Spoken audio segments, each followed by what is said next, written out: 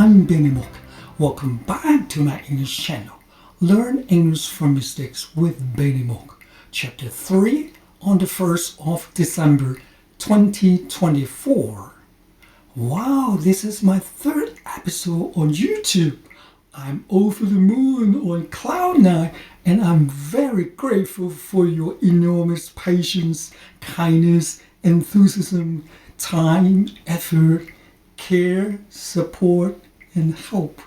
And most importantly, your irreplaceable compliments. You made my day, and thanks a trillion, my buddies. Today is the best day of my life. Chapter 3, Episode 3, Topics A and B. Topic A, fixing some most common errors in English usage. Topic B, homework. By the way, I really hope that some of my inspiring and motivating sayings, quotes, and mottos can help you overcome the uphill battle in learning English. Sharing some inspiring quotes in learning English with you here. Here are some of the highlights. Turn your thoughts into actions. That means put into practice. 2. Every master was once a beginner. 3.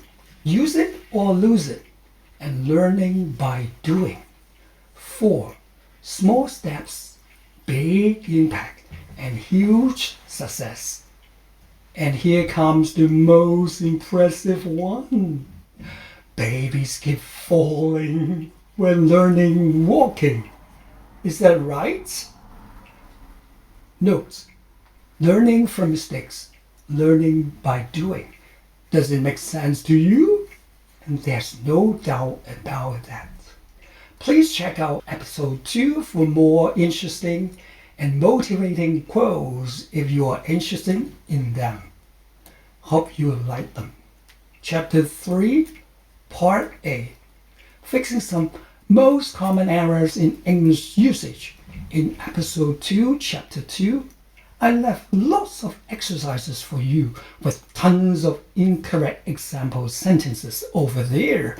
Just like what I said, most of the errors are mistakes of 1. Grammar, 2. Usage, 3. Vocabulary, 4. Inappropriate language, and 5. Using different sentence structures because of the influence of our first languages.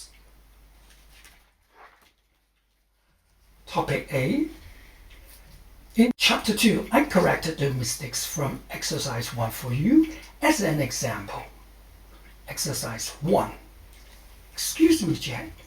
Can I borrow your toilet, please? That should be like, excuse me, Jack. Could I use your bathroom, please? Exercise 2. How to spell, how to say, and how to read this word. The correct versions should be like 2A. How do you spell that, please? 2B. How do you say it in English, please? And what is it called? 2C. How do you pronounce this word, please? You know what? To directly ask someone how to do something is really, really impolite, rude, ill-mannered, annoying, and too direct because those phrases are bad English by saying that. Here's my question. Are you trying to give orders to someone that you know? But I do believe that you tend to ask them in a friendly manner and polite way. Eh? So if that is the case, don't say things like that because native English speakers never ask someone that way. It is just like giving orders or commands to someone.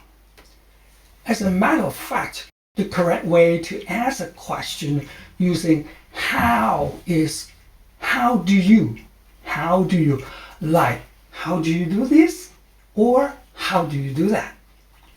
So you see what I mean? But maybe you will say, I very often see some statements like the following phrases in my daily life. For instance, how to operate this machine or how to use this gas appliance, something like that. Yes, you're right. I agree with you. But they are only used as instructions, warnings, directions, titles, or headings in books, leaflets, menus, guidebooks, etc. See what I mean? And the most important point is those phrases cannot be used as questions. That is very important. Is that clear? In a nutshell, never ask someone that way. Remember, those phrases, how to spell, how to say, how to read this word, are bad English, totally unacceptable and inappropriate, and even in informal situations or settings. Exercise 3. Excuse me, Jack. Could you help me post this letter after work, please? The correct version should be like, excuse me, Jack. Could you post this letter for me after work? We must be very careful when using a phrase like help somebody do something, because in English, help somebody do something means you do it with them, okay? But in this situation, obviously, it doesn't take two people to post a letter, as it won't be too heavy or too large for Jack to post that letter himself, right? It doesn't make sense, okay? It doesn't make sense to require two people to do these simple things. In a nutshell, when it is not to be done with someone, just simply say, could you do something for me, please? Instead of saying, helping me do that. Helping me do something. Got that? So it is absolutely correct to say, Jack, could you post the letter for me after work? In other words, exercise 3 is another example sentence using a wrong phrase. And note, please pay attention to the following situations or questions. 1. Could you please help me make the dinner? This request makes sense if you'd like someone to cook or make the dinner with you. Okay? Question 2. Could you please make the dinner for me? This request also makes sense if you like to ask someone to make the dinner for you, only for you. That is to say, he or she will cook the dinner on their own without your help, without you. Exercise 4. Don't worry, I'll give you a phone when I go home. Don't worry, I'll give you a call, a ring, a buzz when I get home. When I get home is the right phrase. Because if you say when I go home, that means you'll give somebody a cell phone as a present or for free when you are on your way home. On your way home, not when you get home. Exercise 4. But the fact is, that is not what you intended to say. Is that you wanted to say, I'll give you a call, I'll give you a ring, I'll give you a buzz when I get home. So you totally changed the meaning by using the wrong phrase again. That is ridiculous. That is embarrassing and hilarious.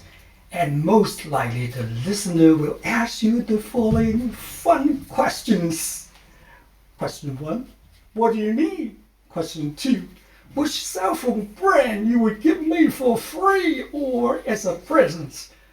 A Samsung one or an iPhone? Okay, so you would crack them up. Okay. 3, but the problem is, how could you give me a cell phone when you're on your way home? It doesn't make any sense at all, right?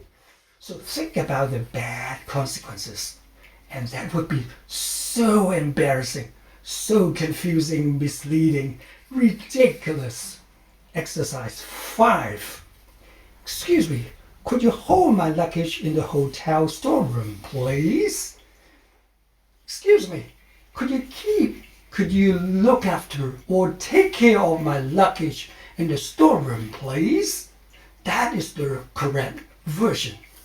If you ask the hotel staff members or the staff, okay, to hold the luggage for you, then you'll find that they are shocked, stunned, and confused because they think that you want them to hold or take the luggage or baggage in the hands or arms in the hotel storeroom. That is torture. Okay? Don't confuse, irritate, annoy the hotel staff by using the above wrong and ridiculous phrase anymore. Note, staffs is wrong because there's no such word. Staff is not in plural form like that. No, just simply say staff or staff members. Exercise 6. Jack is cool, so he has less friends. The correct version is Jack is unkind, unfriendly, distant, nasty, very unpleasant, so he has few friends. Few here means very small number of something. If you want to say Jack is very unpleasant, unkind, rude, nasty, don't use this adjective cool because it is a compliment. Okay? Because in informal English, if you say a person or their behavior is cool, you mean they are attractive, fashionable, excellent, stylish, funky. Because few is also used to describe countable nouns, but less is just for uncountable nouns. Exercise 7. Let's rewrite and correct the following phrases from A to M. A, company job, it should be like company STEM, school STEM. B, pay more effort. It should be like put or make more effort. Put more effort. You should make more effort. Don't say you should pay more effort. That is Chinglish, okay? C, the price is expensive. The price is high. When we talk about prices, rents, salaries, etc., we use the adjectives high, low, reasonable, etc. When talking about buying things, services, we use expensive, pricey, inexpensive, cheap, etc. Or use a phrase like, it cost Benny back some money to buy this house last year. Just take it as an example, okay? D, the traffic is convenient. This saying is really confusing and misleading because in native English, they will say the public transport, or in America, the public transportation is convenient. The transportation is convenient. It makes sense to native English speakers. Okay, that's the correct one. Or you can say in another phrase like, getting around is easy. E, thank you for your present. Thank you for your dinner. They are both wrong. It should be like, thank you for the present, the dinner. Or thank you for my present, my dinner. The present, the dinner. Don't say your present, your dinner. Because if you say thank you for your dinner, that means you vomit the food you have eaten in front of the host. Vomit, that means to empty the contents. It means the food in your stomach through the mouth. Oh man, it's so disgusting. Totally unacceptable. Look at this picture. You know what I'm saying, right? F. Hi, good morning. It should be like, hi Benny, hi Peter, good morning Mr. Mok, good morning Mr. Dawson. Note, do not put those two phrases together. those two greetings because one of the greetings is informal and the other is for formal use. Okay? The formal use like good morning, good afternoon, good evening. Gee, can you repeat again? That should be, can you repeat that please? Because to repeat means doing something again, so the word again is redundant. But that is unnecessary. H, pardon please, it should be like, pardon? Pardon me? I beg your pardon? Use pardon as an exclamation, okay? It is a request to a speaker to repeat something because one didn't hear or understand it. The word please is not necessary. It is redundant again. I, where you come from? Where do you come from? Both are wrong because there's only one way to say it like that. Where are you from? That is totally native, real English. Where are you from? J, when there's a fire, do not use the lift in the UK, the elevator in the USA or Canada. So the correct version should be like, if there's a fire, do not use the lift. Or in case there's a fire, do not use the lift. Or in case of fire, do not use the elevator in Canada, in America. Exercise 7. K. Oh, my hands had no feelings when I was doing or washing the dishes in December. It should be like, my hands were numbness. My hands felt numbness. Or my hands went numb when I was washing or doing the dishes in December. It is incorrect to say a part of your body had no feelings. Native speakers never say it like that. L, Jack Black is our common friend. Jack Black is our mutual friend. A mutual friend is a person who is the friend of two people who may or may not know each other. That is mutual friend, not common friend. M, I had no air after a soccer match. I felt breathless after playing a soccer match. We should say felt breathless, or I was breathless after playing a soccer match. Saying somebody has no air doesn't make any sense to native English speakers. In a nutshell, do not translate in your head because it makes mistakes, takes time, slows down the natural flows of speech and thoughts. To conclude, try thinking in English as much as possible. Let's work on it, my buddies. Topic B, homework. Would you please correct the following phrases yourselves? I'll go over with you the correct versions in chapter 4. And there are 22 of them as follows. 1. Eat medicine. 2. I'm drinking chunky chicken soup right now. Very delicious. 3. Traffic accident. 4. The price is out of my budget. 5. Did you cheat the customers? 6. Can we change seats? 7. I slept on my bed all day yesterday because I fell ill. 8. Do you know Elon Musk? 9. What does this book talk about? 10. I'm a kindergarten teacher because I love teaching little friends. They are lovely. 11. Have you gone to San Francisco before? I just love there. I just like there. 12. Write less than 500 words in your essay. 13. Excuse me. Can you help me open the TV, please? 14. A says, I don't like winter because I'm afraid of cold. B says, I don't like it too. 15. Although I'm very fat, but I can run really fast. 16. A says, who did you fly with? B says, just with my mom. A says, what? What do you mean? Your mom can fly? 17. I like rock and roll. 18.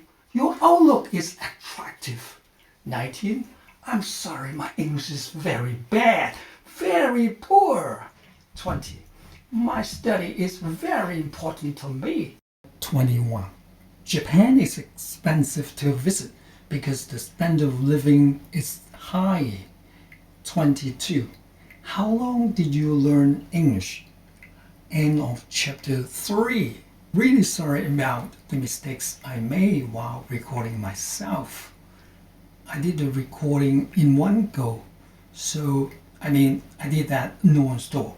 So there's much room to improve and hope you don't mind. Thank you so much from the bottom of my heart.